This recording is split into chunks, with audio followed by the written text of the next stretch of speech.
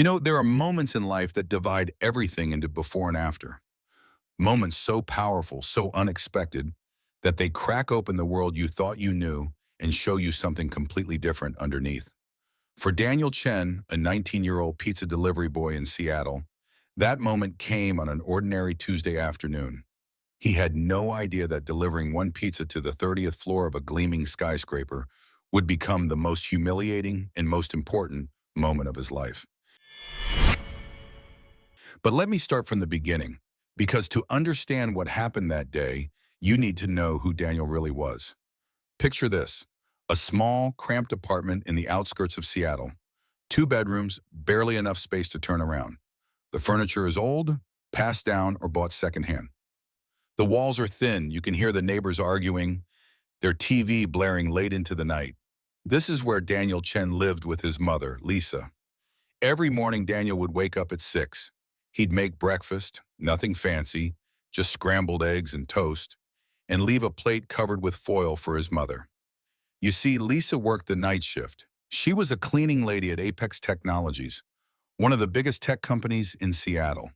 For 15 years, she had mopped their floors, emptied their trash cans, wiped down their conference tables. 15 years of arriving at midnight and leaving at dawn while the city slept and her body ached. Daniel would kiss his sleeping mother on the forehead, grab his worn-out backpack, and head out to deliver pizzas. Day after day, the same routine: hot, greasy boxes stacked in an insulated bag. Addresses programmed into his cracked phone screen. Tips that sometimes came, sometimes didn't. This was his life. But here's what nobody knew. Daniel Chen was a genius, not the kind of genius that brags or shows off. The quiet kind, the dangerous kind, the kind that sees patterns where others see that solves problems in seconds that take others months. When Daniel was 16, just 16 years old, he received a letter that would have changed most people's lives forever. MIT, full scholarship, all expenses paid. A golden ticket out of poverty, out of pizza deliveries, out of that cramped apartment with thin walls. His mother cried when she opened that letter. Happy tears, proud tears. Her son, her brilliant boy, was going to MIT, but Daniel looked at his mother, really looked at her. He saw the exhaustion carved into her face like canyons. He saw the way she winced when she stood up, her knees screaming from years of kneeling to scrub floors. He saw her taking insulin shots for her diabetes, swallowing pills for her heart condition. And he made a choice that broke his mother's heart and proved his character all at once. He said no to MIT. Mom needs me, he told his guidance counselor. She's sick. Who's going to take care of her if I'm across the country? His mother begged him to go. She cried, she pleaded, she even got angry. Don't you dare sacrifice your future for me, she said. But Daniel was stubborn. He was his mother's son, after all. And some things, family, loyalty, love, some things matter more than prestige. So Daniel stayed. He delivered pizzas. He took care of his mother. And late at night, when she was at work and the apartment was quiet, he taught himself. Online courses, library books, programming tutorials on YouTube. His mind was too hungry, too alive to let it waste away. He learned algorithms, data structures, machine learning, artificial intelligence. He devoured knowledge like a starving man devours food. But nobody knew. To the world, he was just another delivery boy, invisible, forgettable, someone you hand a $20 bill to and close the door on without a second thought. Until that Tuesday afternoon. Daniel pulled up to Apex Technologies just before 3 o'clock. The building was magnificent, all glass and steel, reaching up into the Seattle sky like a monument to success and money. He'd been here dozens of times before, of course. His mother worked here, but he'd never been past the lobby. Today, the delivery was to the 30th floor, executive level. The elevator ride felt like ascending into another world. The lobby had been impressive, sure, with its marble floors and modern art, but the 30th floor? It was something else entirely. Floor-to-ceiling windows overlooking the city, leather furniture that probably cost more than Daniel made in a year, and people, men and women in expensive suits, moving with the confident stride of those who've never worried about making rent. Daniel approached the reception desk, pizza boxes warm in his hands. The receptionist was a blonde woman named Jennifer, according to her nameplate. She was beautiful in that polished, untouchable perfect hair, perfect makeup, designer dress. She barely glanced at him as she reached for her purse. And that's when Daniel's eyes caught something. On the wall behind Jennifer was a massive screen, had to be at least 80 inches. And on that screen was code. Lots of code. But not just any code. It was a disaster. A beautiful, expensive, complicated disaster. And surrounding that screen were a dozen people in business attire, gesturing frantically, voices raised in frustration. Daniel couldn't help himself. His eyes locked onto that screen like a magnet. He saw the problem immediately. It was so obvious to him, so glaringly clear, that he actually felt a little embarrassed for them. They were using completely the wrong data structure. A simple reorganization, a different approach to indexing, and boom, problem solved. My God, he muttered under his breath. They're using the completely wrong approach. Jennifer heard him. She looked up from counting out bills and actually rolled her eyes. Right, she said, her voice dripping with sarcasm. Because a pizza delivery guy understands advanced computer science. That's hilarious. Daniel felt his face get hot. He should have stayed quiet. He should have taken his money and left. But something in her tone, that casual dismissal, that automatic assumption that he couldn't possibly know what he was talking about, it lit a fire in his chest. He looked at the screen again. The engineers were getting more frustrated by the second. One of them threw up his hands. Another was frantically typing, making the problem worse. And Daniel just couldn't watch anymore. Before he could stop himself, he walked past the reception desk toward the group of executives passing through the lobby. His heart was pounding, but his voice came out steady. Excuse me, he said, that algorithm you're showing, you're using inefficient search methods where you should implement hash-based indexing. That's why your system keeps crashing. Time seemed to stop. 12 men in suits turned to stare at him. And I mean really stare, like he'd just materialized out of thin air speaking ancient Greek. The silence was so heavy you could feel it pressing down on your shoulders. Then, from the back of the group, came a laugh, low and cruel. A man stepped forward, tall, silver-haired, wearing a suit that probably cost more than Daniel's entire wardrobe. This was James Rutherford, CEO of Apex Technologies. 50 years old, wealthy beyond imagination, and used to being the smartest person in any room. Young man, Rutherford said, his voice smooth and mocking, do you have any concept of how many PhDs in computer science have been working on this project for the last 6 months? The brightest minds in the industry? Daniel swallowed hard. Every instinct told him to apologize, to back away, to run. But he'd already jumped off the cliff. Might as well see if he could fly. I know you've lost approximately $97 million, Daniel said quietly, because the system crashes every time it processes 200,000 simultaneous queries. The laughter died instantly. Rutherford's smile froze on his face like ice. That number, 97 million, was confidential, top secret, known only to the board of directors and senior executives. How could you possibly know that? Another man stepped forward, Dr. Patterson, vice president of technology.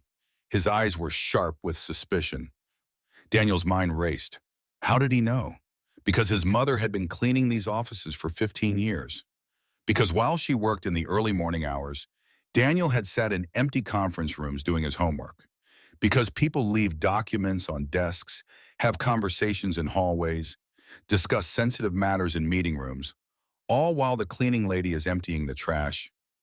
Because to them, Lisa Chen was invisible, a ghost, someone who couldn't possibly understand what they were saying. But Daniel couldn't say any of that. It would humiliate his mother, make her lose her job, make her a target. Just observation, he said simply. Rutherford crossed his arms, and then he smiled. But it wasn't a kind smile. It was the smile of a cat about to play with a mouse before killing it. All right, little genius, Rutherford said loudly, making sure everyone in the lobby could hear. If you're so brilliant, prove it. Solve our problem. Right now, right here. The challenge echoed through the lobby like a death sentence. Employees began appearing from nowhere, drawn by the commotion, by the possibility of entertainment.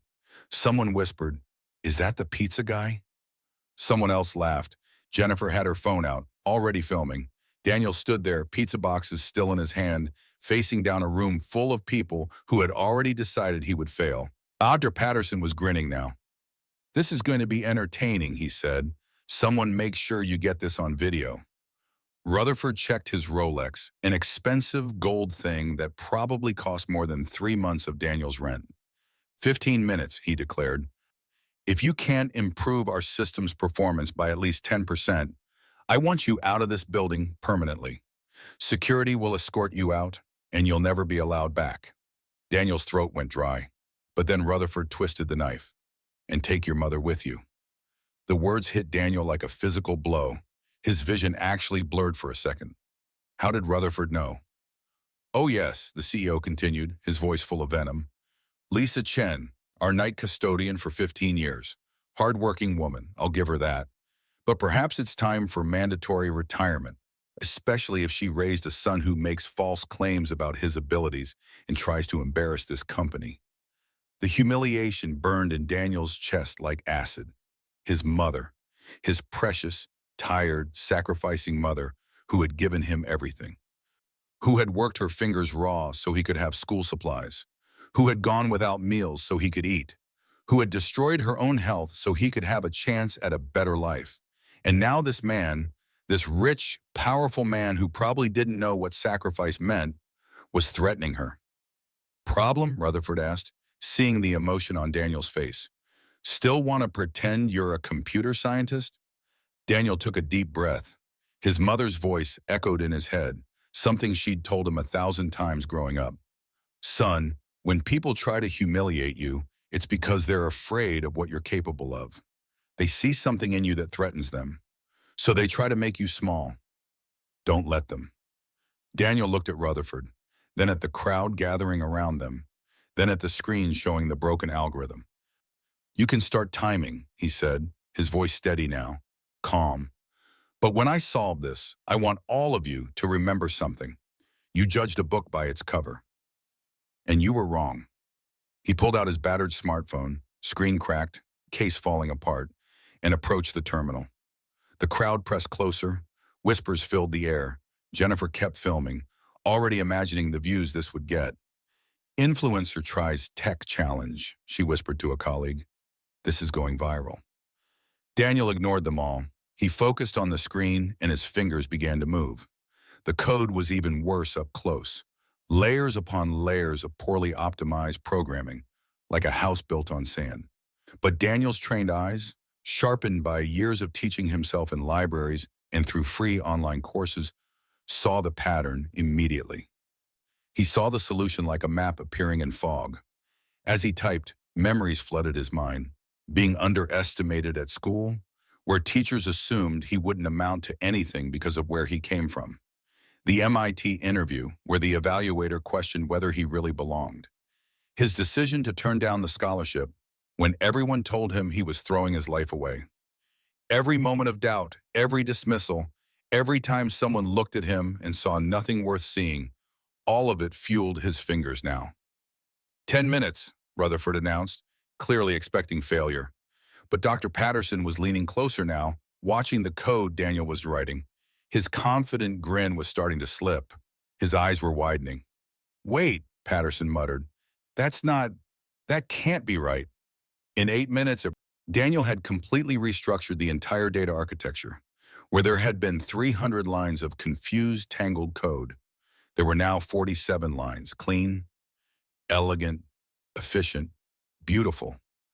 A young engineer in the crowd spoke up, curiosity overcoming his skepticism. "What did you do?" Daniel didn't stop typing. "I treated the system like a family budget," he said quietly. "When you don't have much, you learn to make every dollar count. You cut out everything unnecessary. You organize what matters. Same principle." Rutherford stepped closer, his smile fading. "That's impossible. Our best people have been working on this for 6 months. Harvard graduates, Stanford PhDs. Maybe the problem wasn't the people," Daniel said calmly, still typing. Maybe it was the perspective. When you've never had to make $20 last an entire week, when you've never had to choose between medicine and food, it's hard to understand real efficiency, real optimization. You people have so much that you've forgotten how to do more with less. The tension in the lobby was thick enough to cut with a knife. Employees exchanged nervous glances. Some were starting to realize that something extraordinary might be happening.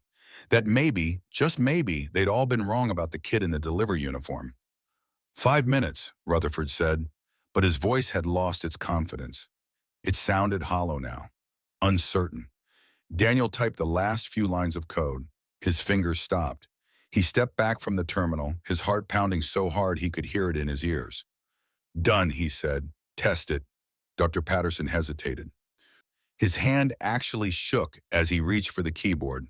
He initiated the simulation, the same test that had been crashing their system for months, the same test that had cost them $97 million. The screen flashed. Numbers began cascading down like a waterfall. Everyone held their breath. 3 seconds later, the simulation completed. 200,000 simultaneous queries processed without a single error, without a single crash. The system didn't even slow down. The silence that followed was absolute. Not a person breathed, not a phone buzzed, nothing. That's not possible, someone whispered from the crowd. Daniel turned to face Rutherford, and when he spoke, his voice was calm, quiet, but it carried through the lobby like thunder. 97% improvement in performance, 90% reduction in processing time. Your monthly server cost should drop by half, maybe more. The lobby remained frozen in shocked silence. Jennifer had stopped filming, her mouth hanging open. Even the arrogant receptionist who'd mocked him minutes ago seemed to have forgotten how to speak. Rutherford's face went through a series of colors, pale white, then flushed red, then almost purple. His fists clenched at his sides, his jaw worked like he was chewing glass. That was luck, he finally spat out. A trick! You copied that from somewhere. There's no way you... I can do it again from scratch if you want, Daniel offered calmly. Right now, or I can explain every single line of code to your team, step by step, maybe even give some lessons in system optimization. Seems like they need it. And that's when James Rutherford made the biggest mistake of his life. Something in him snapped. All the pressure, all the humiliation of being shown up by a teenager in a pizza delivery uniform, all the racism he'd kept carefully hidden for years, it all came exploding out. I will not, he screamed, his voice echoing through the entire 30th floor, be humiliated by some Asian delivery boy. Security! Get this person out of my building. Now! The silence that followed was different this time. Heavier, uglier, because at least 20 phones had captured those exact words. That racial slur, that explosion of prejudice. The mask had slipped, and everyone had seen what was underneath. Daniel stood completely still, and slowly, very slowly, a smile appeared on his face. Not a happy smile. Something else. Something knowing. Because in that moment, Daniel realized something important. He'd won. Not just a technical challenge, something much bigger. He'd made Rutherford expose himself, show his true colors. And in doing so, the CEO had handed Daniel a weapon more powerful than any algorithm. Interesting, Daniel said quietly, reaching for his backpack. Because under state and federal labor law, racial discrimination in the workplace is a crime. And considering about 20 people just filmed that, he let the sentence hang in the air like a noose. Rutherford's face went pale. You could see the realization hitting him like a freight train. What he'd just said, what he'd just done on camera, with witnesses. But Daniel didn't gloat, didn't celebrate. He simply picked up his empty pizza delivery bag, nodded politely to the stunned crowd, and walked toward the elevator. As the doors closed, he could see Rutherford's face, frozen in horror, finally understanding that in trying to humiliate a 19-year-old pizza delivery boy, he had just destroyed himself. The elevator descended, and Daniel's reflection stared back at him from the polished steel walls. He looked the same as he had an hour ago. Same uniform, same cracked phone in his pocket, Same old backpack, but everything had changed. He pulled out his phone and called his mother. She answered after 2 rings, her voice groggy from sleep. "Mom," he said softly, "we need to talk. Something happened today. Something big." "Are you okay?" Lisa asked immediately, hearing something in his voice. "Yeah, Mom, I'm okay. Better than okay, actually. I think our lives are about to change." As Daniel walked out of the Apex Technologies building and into the Seattle afternoon, he had no idea just how right he was. The video of Rutherford's racist outburst was already being uploaded, already going viral, already being seen by thousands, then tens of thousands, then hundreds of thousands of people. The dominoes had started falling, and they wouldn't stop until everything, absolutely everything, had changed. 20 minutes after leaving Apex Technologies, Daniel Chen walked through the door of his small apartment to find his mother sitting at their scratched kitchen table, still in her bathrobe, a cup of tea cooling in front of her. She looked up as he entered, and immediately, the way only mothers can, she knew something had happened. "Sit down," Lisa said, her voice gentle but firm. "Tell me everything." So Daniel did. He told her about the algorithm on the screen, about speaking up when he should have stayed quiet, about the challenge, about solving a problem in 15 minutes that had stumped PhDs for 6 months. And then, his voice dropping to almost a whisper, he told her about Rutherford's explosion, the racist words, the threats against both of them. Lisa Chen listened in complete silence, her hands wrapped around the teacup, knuckles white, her eyes filled with tears, but they weren't tears of shame or fear. They were tears of fierce, protective pride. When Daniel finished, she reached across the table and took his hands in hers. Her palms were rough, calloused from 15 years of scrubbing and cleaning, but her grip was strong. "My son," she said, her voice shaking with emotion, "do you understand what you just did?" Daniel shook his head. I think I think I made the biggest mistake of my life. I exposed us, put targets on our backs. Now he's going to come after both of us, and we have nothing to fight back with. We're nobody. Stop." Lisa squeezed his hands harder. "Listen to me. You didn't make a mistake. You showed them who you really are. You showed everyone watching that genius doesn't come with a price tag or a fancy degree. It just is." She paused, her eyes fierce now. "And if James Rutherford thinks he can destroy our family after 15 years of me cleaning up his messes, literally and figuratively, then he doesn't know the Chen family." She stood up, walked to the bedroom, and came back carrying an old shoebox, the kind that holds memories or secrets. She set it on the table between them and lifted the lid. Inside were papers, lots of papers, photographs, printed emails, documents, USB drives. Daniel stared. "Mom, what is this?" Lisa smiled, but it was a sad smile, the smile of someone who's carried a heavy burden for a very long time. "Son, when you're a cleaning lady, you become invisible. People talk on the phone while you empty their trash. They leave documents on their desks while you dust. They have meetings in conference rooms and forget you're there, wiping down the table. For 15 years, I've been invisible at Apex Technologies, and invisible people see everything." Daniel started going through the papers, his eyes widening with each page. Fraudulent contracts with shell companies, emails discussing illegal firings, employees terminated because of their race or gender. Photographs taken with a phone camera through a bathroom door showing executives using cocaine. Financial documents showing tax evasion schemes. Evidence of insider trading. "My God, Mom," Daniel whispered. This is explosive. How long have you been collecting this?" "Years," Lisa said simply. "At first I wasn't sure what I was seeing, but the more I paid attention, the more I realized that Apex Technologies, or at least the people running it, were rotten at the core. I kept everything, just in case we ever needed protection or proof." She looked at her son. "Looks like we need it now." The next morning, Daniel's phone rang. Unknown number. He almost didn't answer, but something made him pick up.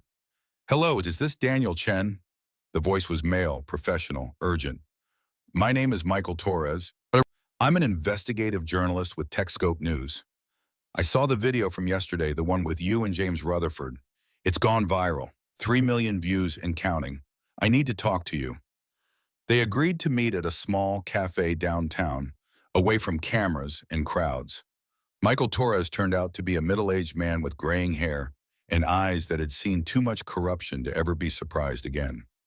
He carried a worn leather briefcase and ordered black coffee without sugar. Daniel, Michael said, pulling out a thick folder, that video was just the surface. I've been investigating Apex Technologies and James Rutherford for almost 2 years. I have sources inside the company, good people who are sick of what's happening, and they've been feeding me information, but I've never had enough hard evidence to publish. Until now. He spread photographs and documents across the table. Daniel recognized some of them. They matched what his mother had collected, but Michael had more, much more. Rutherford has a pattern, Michael explained. Black employees and other minorities get fired on fabricated performance reviews. Women get paid 30 to 40% less than men for identical jobs. Anyone who speaks up mysteriously has their contract terminated, and that's just the discrimination. The financial crimes are even worse. Daniel leaned forward, his mind racing. What do you need from me? Access, proof. Your mother worked there for 15 years. She must have seen things. You have technical skills that none of my other sources have. And now Rutherford has made the mistake of publicly attacking you. He thinks he can bury this. But if we work together, Michael's eyes gleamed, we can bring down his entire empire. What Michael didn't know, what Daniel was about to tell him, was that they already had the proof, 15 years worth of it, sitting in a shoebox in a small apartment. But there was another call coming. This one changed everything. That afternoon, Dr. Patterson, the vice president of technology who had watched Daniel solve the impossible problem, called from a burner phone. His voice was shaking. Daniel, I need to meet with you, privately. There are things you need to hear. They met in a parking garage of all places, like something out of a spy movie. Dr. Patterson looked exhausted, 10 years older than he had the day before. I've been at Apex for 12 years, he said without preamble. I've watched Rutherford destroy good people. Fire talented employees because they weren't white or male or willing to play his political games. I told myself it wasn't my business, that I needed to keep my head down, protect my own career. He looked at Daniel with haunted eyes. But yesterday, when I watched him explode at you like that, when I saw genuine brilliance being rejected purely out of prejudice, something broke inside me. I can't be silent anymore. He handed Daniel a USB drive. This contains recordings, conversations I've had with Rutherford over the years, him admitting to things that would send him to prison. I kept them as insurance in case he ever turned on me, but I think you need them more than I do. Daniel took the drive, feeling its weight in his palm. Such a small thing, but it held the power to destroy a man's entire life. Why are you doing this? Daniel asked. Patterson smiled sadly. Because yesterday, a 19-year-old kid reminded me what integrity looks like, and I'm tired of looking at myself in the mirror and seeing a coward. Over the next week, Daniel's small apartment became mission control. His mother, Michael Torres, Dr. Patterson, and Daniel himself worked through the nights, organizing evidence, verifying sources, building an airtight case. The dining table disappeared under stacks of documents. The walls were covered with timelines and connection maps, like something from a detective show. They discovered patterns that made Daniel sick to his stomach. Rutherford had been systematically stealing from Apex for years, overcharging for software development and through companies he secretly owned, selling proprietary algorithms to competitors for millions of dollars, using insider knowledge to trade stocks. The discrimination was just the surface. Underneath was a massive criminal enterprise. We have enough to destroy him completely, Michael said during one late-night session, rubbing his tired eyes. His career, his reputation, probably even his freedom. The man's going to prison. No, Daniel said quietly. Everyone turned to look at him. We don't want to destroy Apex Technologies. There are good people working there. Hundreds of honest employees who need those jobs, who depend on those paychecks. Patterson isn't the only decent person there. We need to be surgical, remove the cancer, save the patient. Lisa smiled at her son, recognizing the wisdom she'd spent 19 years trying to teach him. The best revenge, she said softly, isn't bringing your enemy down to your level. It's rising so high that they look tiny from where you're standing. Daniel nodded. A plan was forming in his mind. Dangerous, bold, but potentially perfect. Rutherford thinks I'm just an ignorant delivery boy who got lucky, he said. Let's use that arrogance against him. He turned to Michael. You said you have contacts on Apex's board of directors, right? People who are unhappy with Rutherford's leadership? 3 board members who've been looking for a reason to remove him. Daniel's smile was sharp as a knife, because we're going to give them an alternative they never saw coming. Rutherford wants to humiliate me publicly, to destroy my credibility and my mother's life. He looked around at the faces gathered in his small apartment. Perfect. We'll give him exactly that opportunity. We'll let him think he's winning, and then we'll show everyone who he really is. What none of them knew was that Rutherford had hired a private investigator to follow the Chen family, certain he'd find something compromising to use against them. The investigator was watching from a car down the street right now, taking photographs through the apartment window. But Rutherford's paranoia was about to become his final mistake, because every photograph, every bit of surveillance, was just more evidence of harassment and intimidation. More rope for him to hang himself with. 3 days later, the trap was set. Rutherford called an emergency meeting of Apex Technologies' entire board of directors, major investors, and representatives from tech media outlets. He sent out a press release promising definitive proof of corporate espionage and fraud, and the exposure of individuals seeking to damage Apex's reputation. The conference room on the 30th floor had never been so packed. Board members in expensive suits, investors checking their phones, journalists with cameras and recording equipment. And at the head of the table, James Rutherford, looking confident and powerful in a suit that probably cost $5,000. Daniel arrived wearing the same simple shirt he'd worn the week before. He carried only a tablet under his arm. He walked calmly to the chair Rutherford indicated, noticing the cameras positioned around the room. Perfect, just as planned. Ladies and gentlemen, Rutherford began, his voice booming with authority, thank you for coming. Today, you're going to witness how we deal with problematic employees and malicious attempts to defame this company. He gestured toward Daniel like a circus ringmaster presenting a curiosity. Mr. Chen here claims he improved our system by 97%. Our experts have determined this was pure luck, an amateur trick that won't hold up under scrutiny.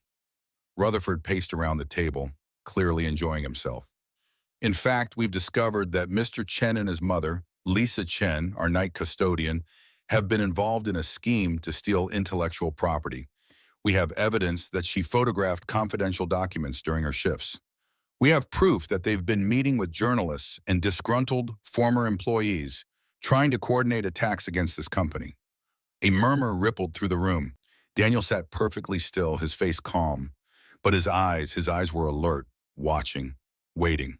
That's a very serious accusation, Mr. Rutherford, Daniel said quietly. I hope you have solid proof to back that up. Of course I do, Rutherford's voice rose triumphantly. I hired a top private investigator who documented everything.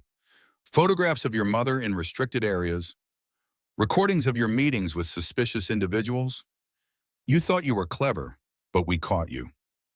Daniel nodded slowly as if considering this. Interesting, and did this private investigator follow you as well? Rutherford stopped pacing. What are you talking about? Daniel pulled his tablet from under his arm and connected it to the room's projection system. Every screen in the conference room flickered to life.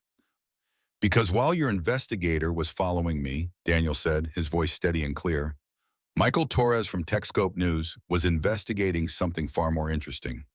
The first image appeared on every screen, a photograph of James Rutherford leaving an expensive restaurant with a man in a dark suit. The date stamp showed 3 weeks ago. This is Viktor Sokolov, Daniel explained calmly. He's a representative of TechCorp International, Apex's direct competitor. You met him 7 times over the past 3 months. In this particular meeting, you discussed selling proprietary machine learning algorithms for $12 million. Rutherford's face went pale. That's fabricated, a fake. Daniel clicked a button. An audio recording began to play. The voice was unmistakably Rutherford's, slightly distorted by phone compression, but perfectly clear. The machine learning algorithm is worth at least 20 million on the black market. I can deliver the complete source code by the end of the month. Just make sure the payment goes through the Cayman account. The room erupted. Investors started shouting. Board members looked shocked. Journalists were frantically taking notes. Context, Rutherford screamed, his composure shattering. That's taken completely out of context. Context? Daniel's voice cut through the chaos like a blade. Let me give you some context. Click. The next slide showed forged contracts between Apex and shell companies that existed only on paper. Companies that shared office addresses with mailbox services. Companies whose only business was billing Apex millions for services never rendered. Click. Emails discussing employees being terminated. The language was coded, but the meaning was clear. We need to find a reason to let Marcus go. He's not a culture fit. Translation? He was black. Jennifer is asking for too much money. Maybe it's time to restructure her role. Translation? She wanted equal pay. Click. Photographs taken through a bathroom door. Executives using cocaine during office hours. Click. Financial documents showing years of tax evasion, money laundering through overseas accounts. Insider trading using confidential company information. Each image, each document, each piece of evidence fell like a hammer blow. The room grew quieter and quieter as the full scope of Rutherford's crimes became clear. My God, one of the board members whispered. James, is any of this true? But Daniel wasn't finished. He pulled up the final presentation. The actual financial results from implementing his algorithm over the past 2 weeks. Charts showing system performance.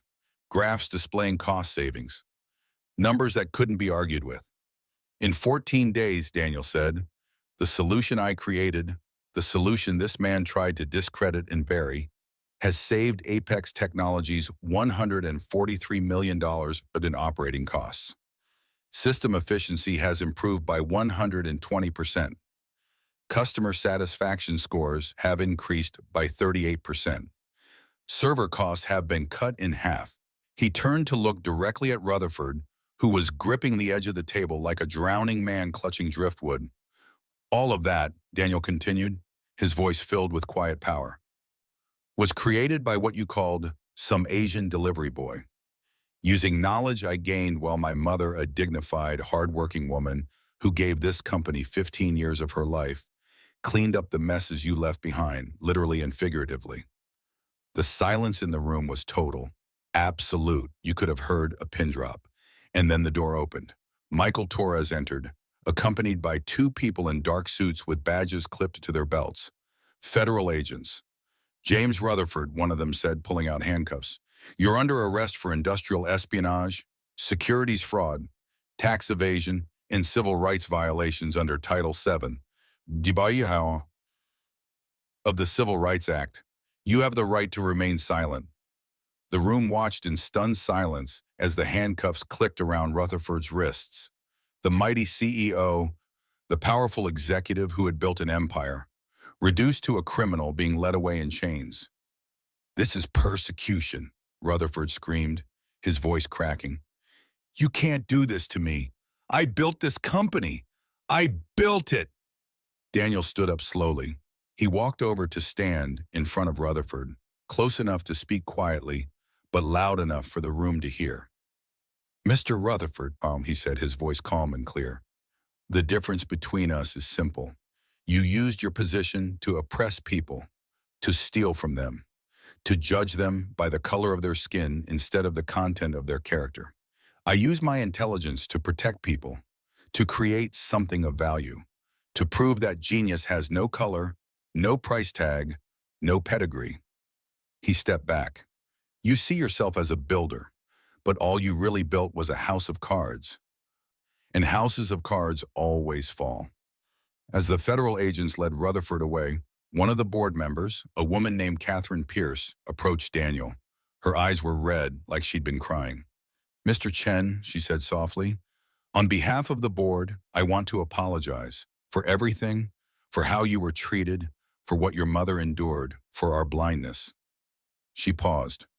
We're going to need a new CEO, someone who understands that a company's strength comes from its people, not from exploiting them. Someone with integrity, vision, and the kind of brilliance that can save a company from itself. She held out her hand. Would you consider the position? Daniel looked at her offered hand.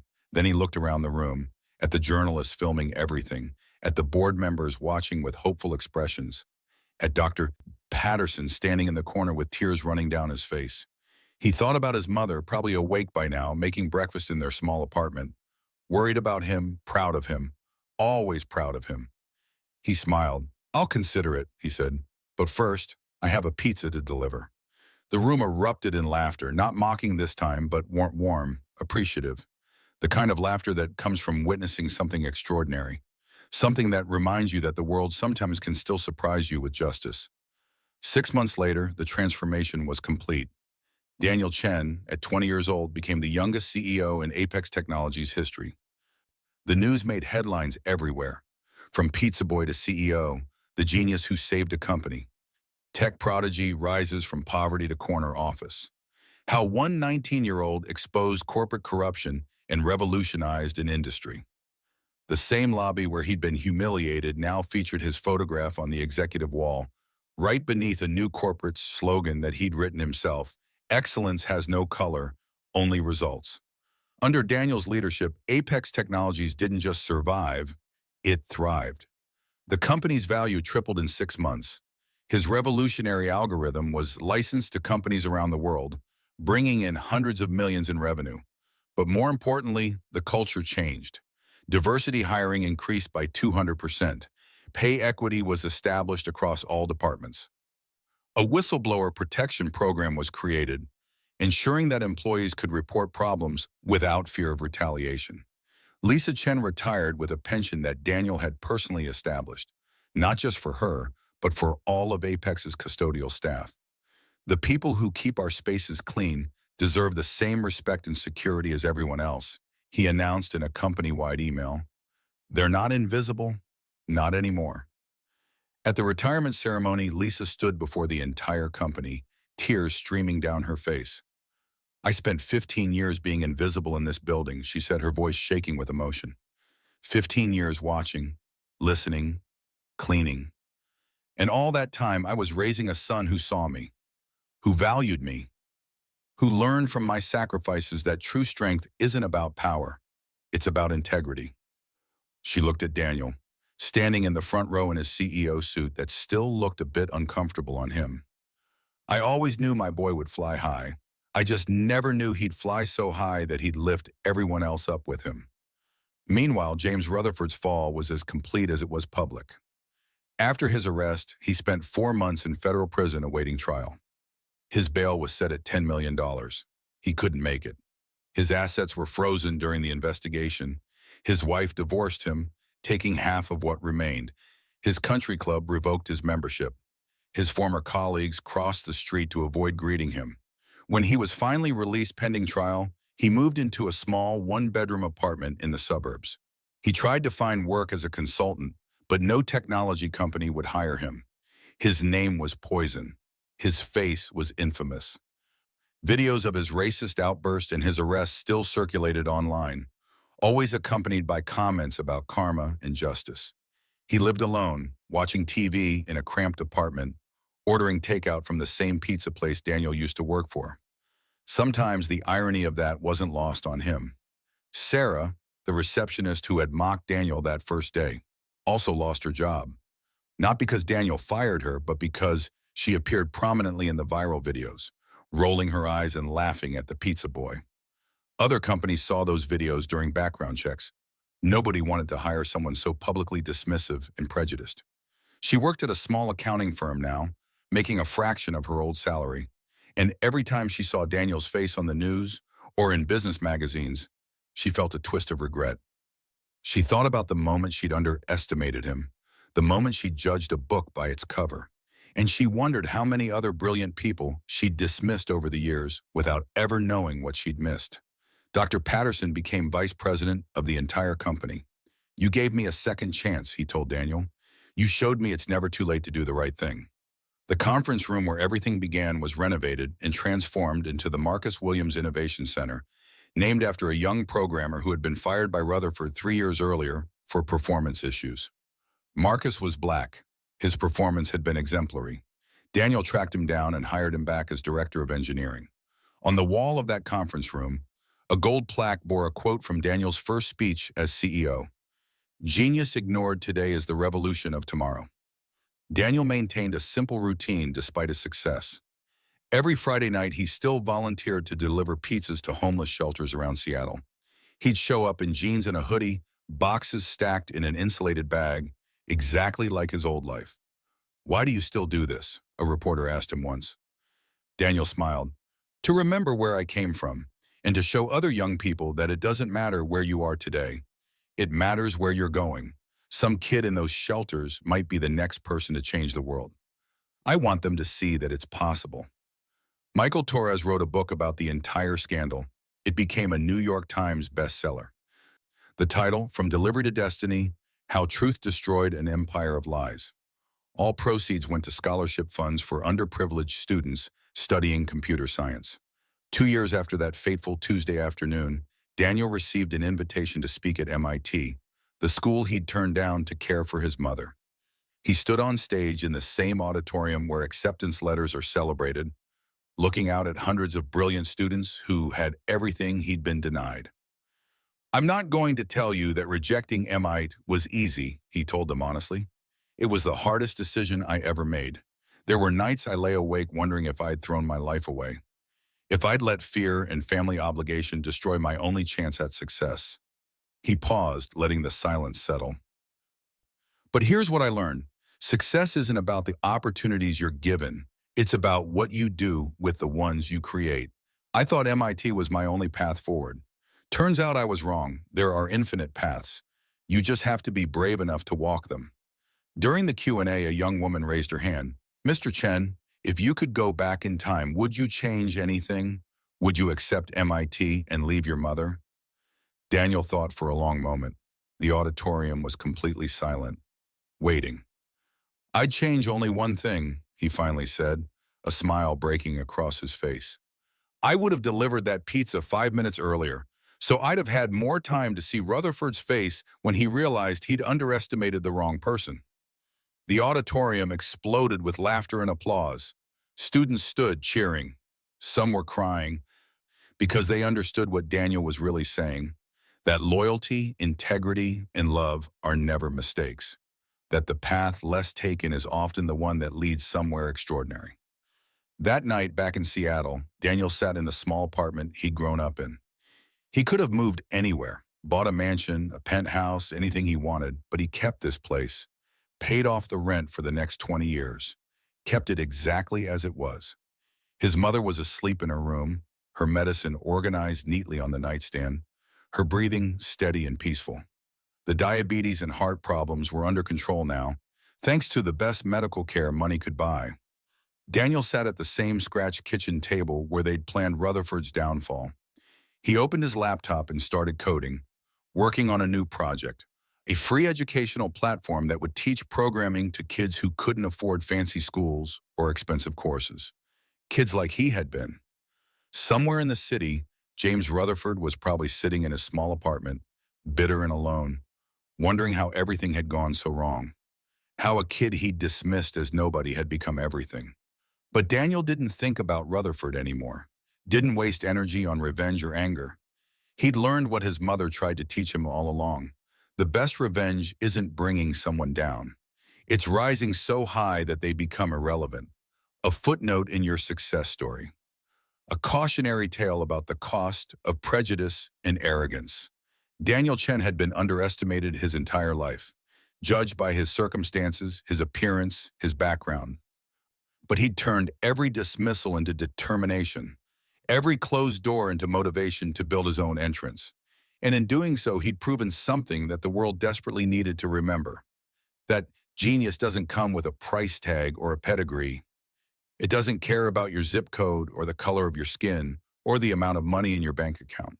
Genius is everywhere, in pizza delivery drivers and cleaning ladies and kids in struggling schools. The question isn't whether it exists. The question is whether we're brave enough to see it, to nurture it, to give it a chance to bloom. James Rutherford made the mistake of judging a book by its cover, and it cost him everything. Daniel Chen made the choice to prove his worth, no matter what anyone thought, and it gave him the world. In the end, justice wasn't just served. It was delivered by a 19-year-old kid in a pizza delivery uniform who refused to accept that his circumstances defined his destiny. And that, more than anything else, is a story worth remembering. If this story touched your heart, if you believe that talent and integrity should matter more than privilege and prejudice, then share this message. Because somewhere out there right now, another Daniel Chen is being underestimated. Another brilliant mind is being dismissed because of how they look or where they come from. And they need to know something important. Your moment is coming. Stay ready, stay brilliant.